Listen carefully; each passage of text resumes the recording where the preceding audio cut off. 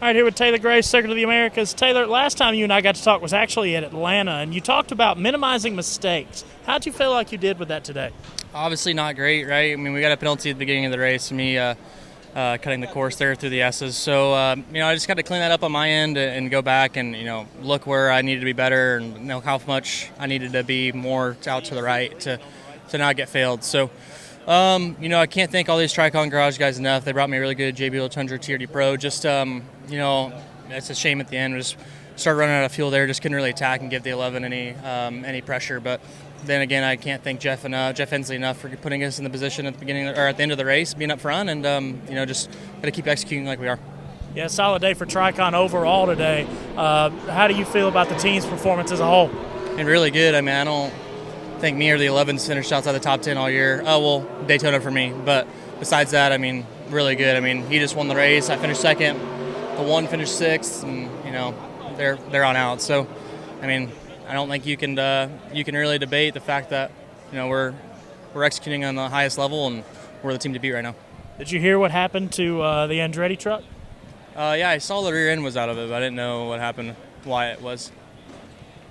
Wyatt Watson, Frontstretch.com here with Ty Majeski. After a pretty solid day, ran up in the front, top 5 most of the day.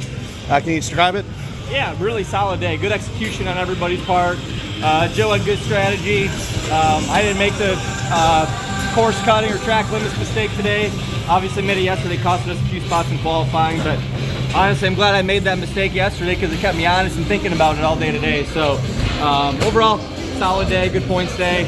I personally made a couple mistakes the last couple weeks with the speeding on pit road penalty at Vegas, but probably the best truck there. And then Bristol, top 5 run going, spin out underneath the 18. So just needed a good, clean, solid day today. And that's what we had. All right, thank you. Dean Thompson comes home 9th at COTA. A fast day overall for TRICON. What was the race like from your perspective? My race is pretty good. I'm not really good at road courses, so I put a lot of emphasis on this weekend.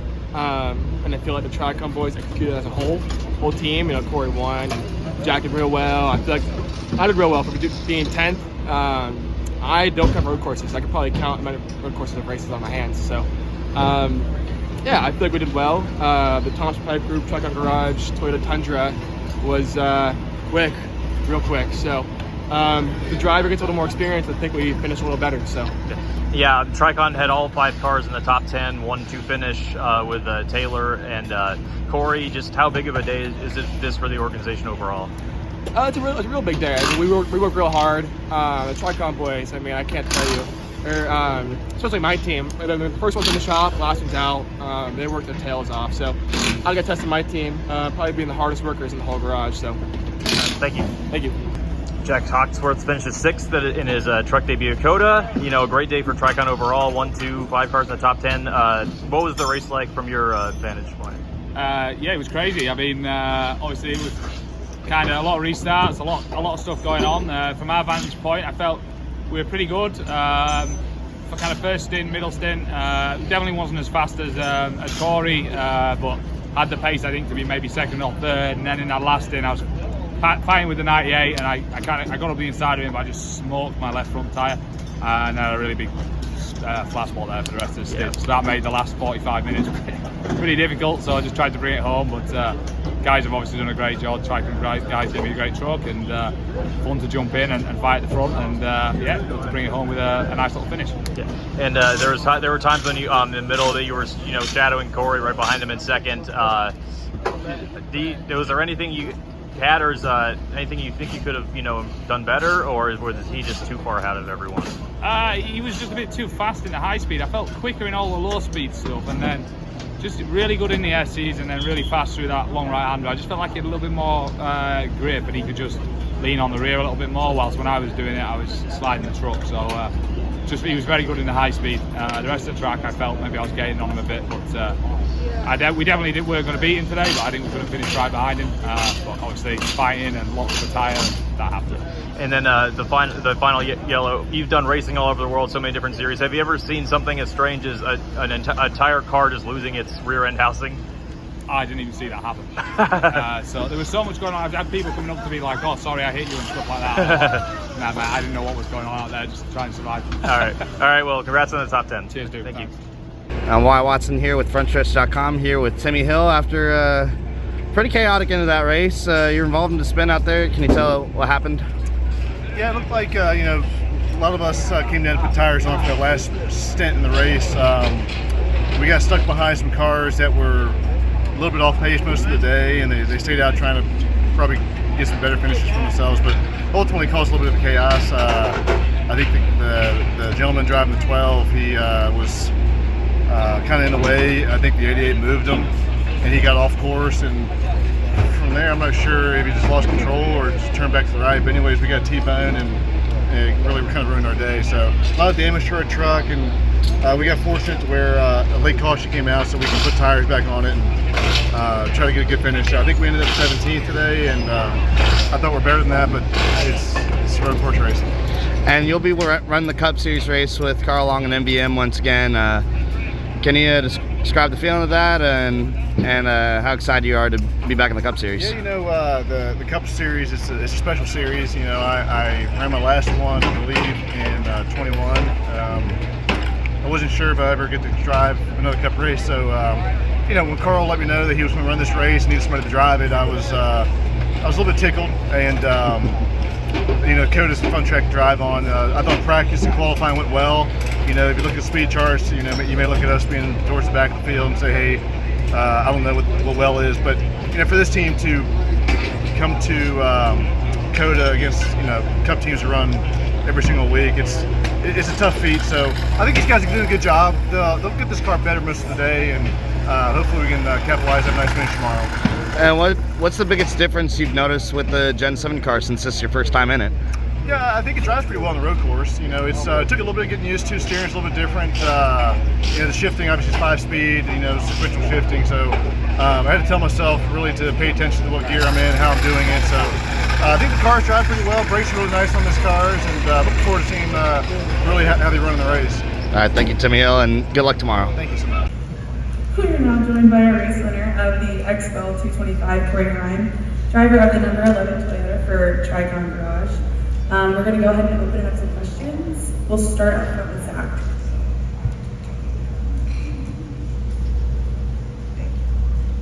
Zach Sturdy, NASCAR.com. Corey, congratulations on this. At what point did you know that you had the truck to win, to compete for this win? Obviously, we saw what Connor did yesterday, and he was the short heading into this. But did you know yesterday that you had a truck to contend with him? Yeah, to be honest with you, I feel like I knew I had a truck I was capable of winning before we even unloaded. Just for how fast we were at Mid-Ohio and COTA last year and to dominate the way we did at Mid-Ohio, and then of course, all road courses run a pretty similar setup. So to come here with that same truck and a really similar setup was, gave me a lot of confidence. I knew that I was capable of getting it done. I just, definitely very surprised by Connor's speed yesterday, but the whole race put together from there. So a lot of variables, and I knew he was going to be a little bit raw, but he did a good job. So can't take anything away from him. All right, Jerry. Jerry, that was a very exuberant celebration after the race. Does this thing have a special meaning to you, or is it just that cool to win here? Yeah, I was pretty excited. I worked my butt off for this one. With the one race in the whole year in the truck series, I feel like it was just so important for me to prove, my road course ability, and I needed to kind of realize on today, and I did. So after it was finally done, after the 2 or 3, whatever it was, Pinot check-ins at the end, I was just so glad it was over and it was time to celebrate. So it definitely means a lot. Corey, Tanner Marlar here with Frontstretch. All 5 TRICONs today inside the top 10. Talk about how big of a day this was for your entire team. Absolutely. TRICON Garage, even last year, we unloaded with great road course trucks, and throughout the year, I feel like there was a couple things that we could do better, and with the speed that we had last year, and to be able to improve on that was pretty special. So, I was really surprised to see us all up there at the end, and I guess more so just avoiding the chaos altogether as an organization was special. But to have that speed, organization-wide was special, but really just shows the hard work and dedication at TRICON Garage and Toyota Racing. All right, up here in the front. Rob Tianza from thepodiumfinish.net. Corey, congratulations on your victory. How much of a statement is today's victory considering your strong, consistent start to the season? Could you say that one more time? I'm sorry. How much of a statement is this victory today, considering your strong start to the year? That's a big statement for us. I feel like we've really been in contention to win just about every race, except for maybe Bristol the other week. And I knew, as I iterated earlier, I feel like it's a big race for us coming here with the only road course on the schedule. So to come here and be fast from the very start, qualify second, and win a stage, win the race is super big for us and our organization. To start the year off like this, I think we're 5 races in now, so we have really big goals for this year, and to start like that's pretty special. So someone said we're points there as well, and that's a great place to be as well. All right, back here. Stephen Stumpf, Frontstretch.com. Corey, you dominated today and won. You dominated Mid-Ohio. In that regard, how is it kind of disappointing that this is the only road course on the truck schedule this year? Yeah, when the schedule came out, I think it was September, October, somewhere around there last year, and I saw only one road course.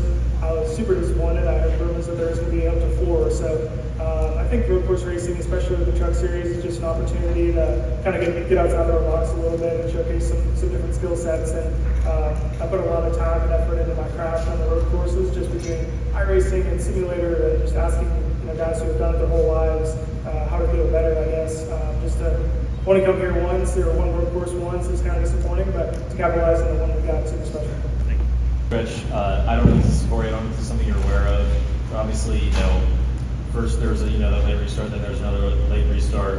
What's kind of going through your head when there's a caution when you're just about to take the white and it's for a truck losing its entire rear end housing? Yeah, I heard about that. I haven't seen it yet, but the initial reaction for me is definitely just a deep sigh of disappointment because it's pretty crazy in turn 1, but I think I have a great crew around me with Scott Didelli and my truck and garage. I love the crew. They're able to calm me down, and Hirschman up there in turn 1 as well, just to kind of guide me through it. I wouldn't rather do it with a different group of guys, just having them in my ear, calming me down, making me feel confident for the next restart. Certainly couldn't do it like that. Thank you. This is Harrison Burton, driver the number 21. Make sure to hit that subscribe button. Also, check out one of these 2 videos beside me. Visit frontstretch.com for more racing content.